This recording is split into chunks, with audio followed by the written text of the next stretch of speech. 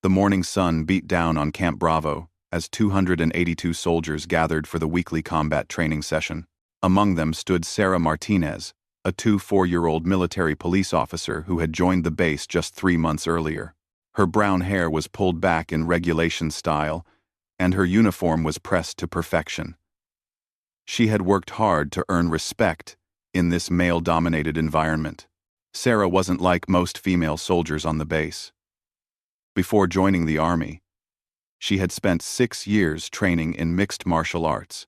Her instructors back home called her a natural fighter with lightning-fast reflexes and an iron grip that could crush concrete blocks. But Sarah never bragged about her skills. She believed actions spoke louder than words. The other soldiers were still getting used to having women in their combat units. Most treated Sarah with respect, but there were always a few who thought women didn't belong on the battlefield. Sergeant Jake Thompson was one of them. He was a big man, standing 6 feet tall, with broad shoulders and thick arms covered in tattoos. Jake had been at the base for 5 years and considered himself the unofficial leader among the enlisted men. Jake made no secret of his views about female soldiers.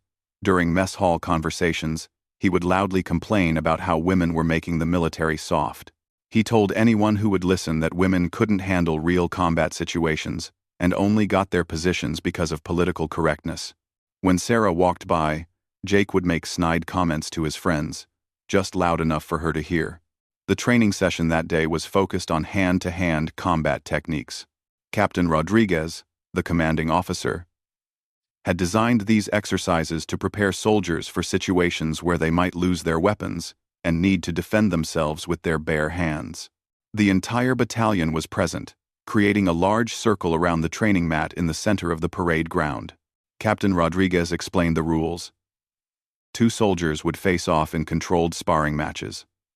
The goal wasn't to seriously hurt anyone, but to practice defensive moves and basic combat techniques. Each match would last 3 minutes, with the captain serving as referee to ensure things didn't get out of hand. Sarah watched as pairs of soldiers took turns on the mat. Some matches were intense, with both fighters giving their all. Others were more relaxed, with the participants focusing more on technique than aggression. The crowd cheered for good moves and groaned when someone made a mistake. When Captain Rodriguez called for the next pair, Jake stepped forward immediately. "I'll take the next round, sir," he announced in his booming voice. Then his eyes locked onto Sarah across the circle. "And I know exactly who I want to face." The crowd went quiet. Everyone knew about the tension between Jake and Sarah, though most had hoped it would never come to a head like this. Captain Rodriguez looked uncomfortable with the situation, but couldn't find a regulation-based reason to refuse the match. Sarah felt all eyes on her. She knew this moment would define how the other soldiers saw her for the rest of her time at the base. If she backed down, she would be seen as weak. If she accepted, she risked getting hurt by a man who clearly had something to prove. But Sarah had never walked away from a challenge in her life. "I accept," she said calmly, stepping onto the mat. Jake smiled as he took his position across from her. At 6 feet tall and 220 pounds, he towered over Sarah's 5'6" frame. He had at least 60 pounds on her, and his reach advantage was obvious. The other soldiers formed a tight circle around the mat, with some quietly placing bets on the outcome. Captain Rodriguez positioned himself at the edge of the mat. "This is a training exercise," he reminded both fighters. "Keep it controlled and stop when I say stop. No strikes to the head. No attempts to seriously injure your opponent. This is about technique, not revenge." Jake nodded, but his smile suggested he had other ideas. Sarah simply stared at him with calm confidence, her hands hanging loosely at her sides. She had learned long ago that the biggest opponents often relied too heavily on their size advantage and neglected proper technique. As the 2 fighters circled each other, the tension was thick enough to cut with a knife. The 282 soldiers watching knew they were about to witness something that would be talked about for years. None of them could have predicted what would happen next. Jake made the first move, throwing a lazy jab towards Sarah's shoulder. She easily stepped aside, causing him to stumble slightly. The crowd murmured at his poor form. Jake's face reddened with embarrassment, and his casual approach quickly turned more serious. For the next minute, they exchanged basic moves. Jake would throw a punch or attempt a grab, and Sarah would dodge or block it effortlessly. Her movements were fluid and precise, while Jake's became increasingly wild and frustrated. It was clear to everyone watching that Sarah's training was far superior to anything Jake had learned in basic combat courses.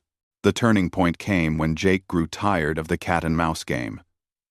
His pride had been wounded by his inability to land even a single hit on the smaller opponent. The jeers from some of the watching soldiers made his anger boil over.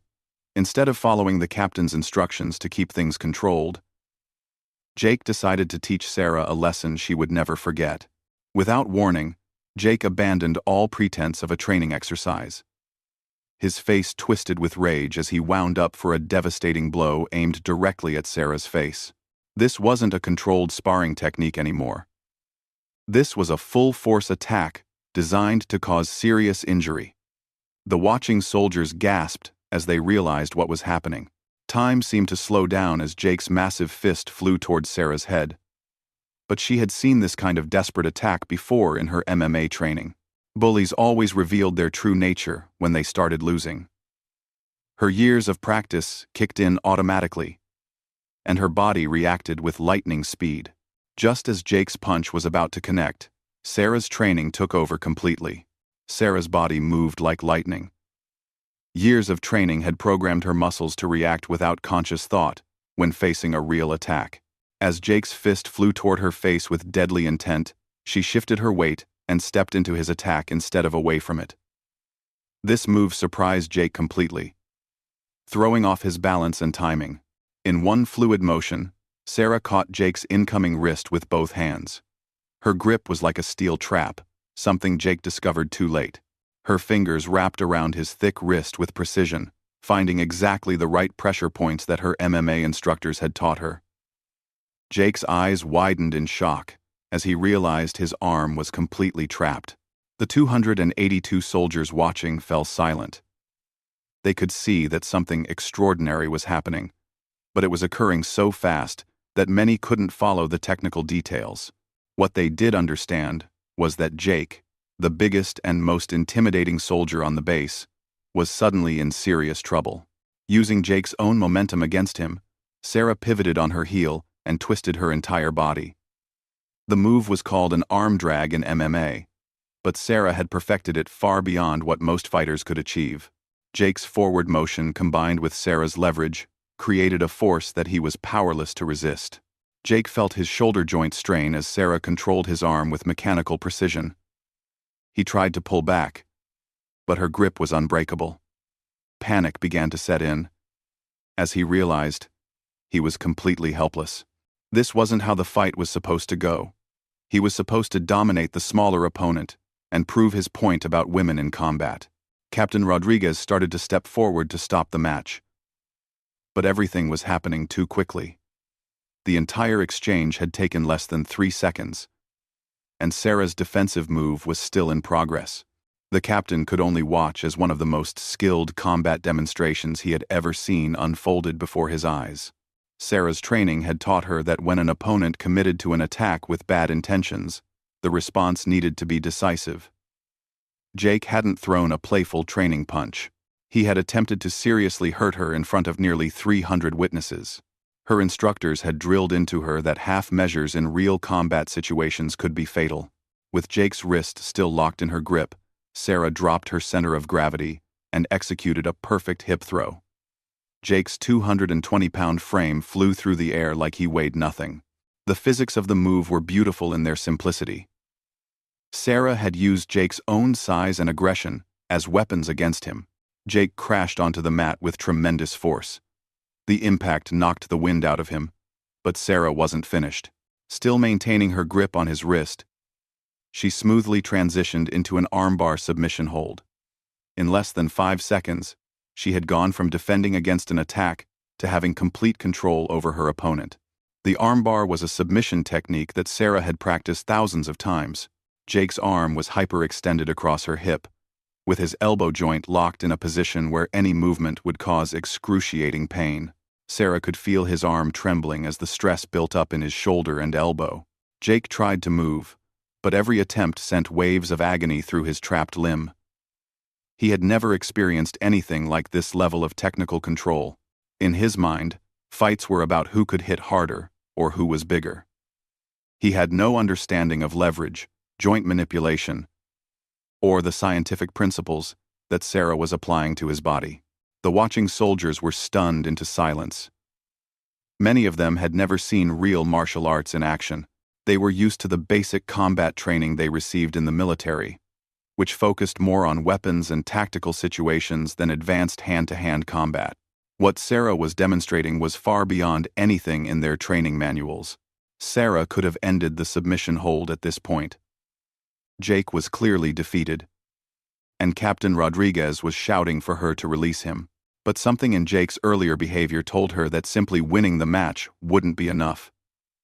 He needed to understand that his attitude toward female soldiers was not just wrong, but dangerous. "Do you yield?" Sarah asked calmly, maintaining perfect pressure on the armbar. Jake's pride wouldn't let him admit defeat in front of all his friends. "Never," he gasped through gritted teeth, still believing he could somehow turn the situation around. That was exactly the response Sarah had expected. She had dealt with bullies like Jake before in her civilian MMA training. They never learned until they were forced to face the consequences of their actions. Her instructors had taught her that sometimes the only way to stop an aggressor was to make the cost of continuing higher than they were willing to pay. Sarah slightly adjusted her position, increasing the pressure on Jake's arm just enough to demonstrate what she was capable of. The angle of his elbow joint was now at the very limit of what the human body could withstand. Jake's face went pale as he realized the serious danger he was in. "Last chance," Sarah said quietly, her voice carrying clearly in the silent circle of soldiers. "Yield now, or I'll show everyone here why you should never try to hit a woman." Jake looked around desperately at the faces surrounding him. He saw no sympathy, only shock and amazement at Sarah's technical skill. His friends, who usually supported his loud opinions about women in the military, were staring at him with expressions of disbelief. The reality of his situation finally began to sink in. But Jake's ego was his biggest weakness. Even with his arm about to be broken, he couldn't bring himself to surrender to a woman in front of all his peers. "I don't give up to girls?" he snarled, trying one last desperate attempt to break free from the hold. Sarah felt him tense his muscles for another escape attempt. She knew that any sudden movement from Jake could result in his arm breaking accidentally, but she also knew that his continued resistance was a choice he was making. Her MMA instructors had been very clear about situations like this. When someone refused to yield to a submission hold, the responsibility for what happened next lay with them, not with the person applying the technique. "Wrong answer," Sarah said softly, just loud enough for the nearest soldiers to hear. What happened in the next moment would be talked about at Camp Bravo for decades to come. Sarah increased the pressure on Jake's arm with surgical precision. Her years of training had taught her exactly how much force was needed to make her point without causing permanent damage. The technique was called a controlled break in professional martial arts, designed to incapacitate an opponent while minimizing long-term injury. The sound echoed across the entire parade ground like a gunshot. Every single one of the 282 soldiers heard Jake's arm snap with perfect clarity. It was a sharp, clean crack that seemed to hang in the air for several seconds. The silence that followed was deafening. Jake's scream pierced through the quiet morning air. It was a sound of pure agony mixed with complete shock. In his entire life, he had never experienced pain like this. The tough guy image he had cultivated for years crumbled in an instant as tears streamed down his face. Sarah immediately released the hold and rolled away from Jake. She had accomplished exactly what she intended. The break was clean and would heal properly with medical treatment. But Jake would remember this lesson for the rest of his life. She stood up calmly, brushing dust off her uniform as if nothing unusual had happened. Captain Rodriguez rushed onto the mat, his face a mixture of concern and amazement. He had witnessed one of the most technically perfect examples of defensive combat he had ever seen. As a military officer, he understood that Sarah had done exactly what she was supposed to do when facing a serious attack. Jake had broken the rules first by attempting to strike her face with full force. "Medic!" the captain shouted, though the base medical team was already running toward the scene. They had heard Jake scream from across the compound. The circle of soldiers remained frozen in place, processing what they had just witnessed. Many of them were looking at Sarah with new respect, and perhaps a little fear. She had just demonstrated that physical size and intimidation meant nothing against real skill and training. Jake writhed on the ground, clutching his broken arm against his chest. The bone had snapped cleanly just above his elbow, exactly as Sarah had intended. It was a textbook example of what happened when someone refused to yield to a properly applied submission hold. The injury would require surgery and months of rehabilitation. But Jake would regain full use of his arm. As the medics arrived and began working on Jake, Captain Rodriguez turned to Sarah. He needed to address what had happened, but he wasn't sure how to handle the situation. Technically, Sarah had been defending herself against an unprovoked attack. Jake had clearly violated the training rules by attempting to punch her in the face with full force. "Martinez," the captain said quietly, "I need you to explain exactly what happened here." Sarah stood at attention, her voice calm and professional. "Sir, Sergeant Thompson attempted to strike me in the face with a closed fist at full force. This was clearly outside the parameters of the training exercise. I defended myself, using appropriate techniques, to neutralize the threat. When he refused to yield to a submission hold, the natural consequence of continued resistance occurred." Several soldiers near the mat nodded in agreement. They had all seen Jake wind up for what was obviously a vicious punch aimed at Sarah's head. There was no question about who had escalated the situation beyond a training exercise. Captain Rodriguez knew that Sarah was absolutely right. In any real combat situation, her response would have been considered exemplary. Jake had initiated the violence, and Sarah had ended it with minimal force necessary. The fact that Jake's ego had prevented him from surrendering was his own responsibility. "Did you intend to break his arm?" the captain asked. "No, sir," Sarah replied honestly. "I intended to control the threat and give him multiple opportunities to yield. The injury occurred because he chose to continue resisting a submission hold rather than admit defeat. In my civilian martial arts training, we call this an educational moment." A few of the watching soldiers couldn't suppress small smiles at Sarah's description. Jake's educational moment had certainly been memorable. The medics loaded Jake onto a stretcher, still moaning about his arm. As they carried him toward the medical building, he looked back at Sarah with a mixture of pain, humiliation, and grudging respect. His days of making comments about women in combat were clearly over.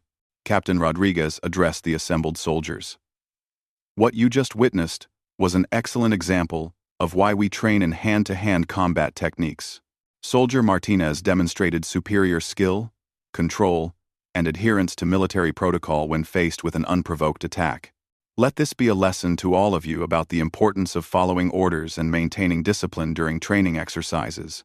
The soldiers began to disperse, but many of them approached Sarah to shake her hand or offer words of respect. Word of what had happened would spread throughout the entire base within hours. Sarah Martinez had just become a legend at Camp Bravo. Over the following weeks, the atmosphere on the base changed dramatically.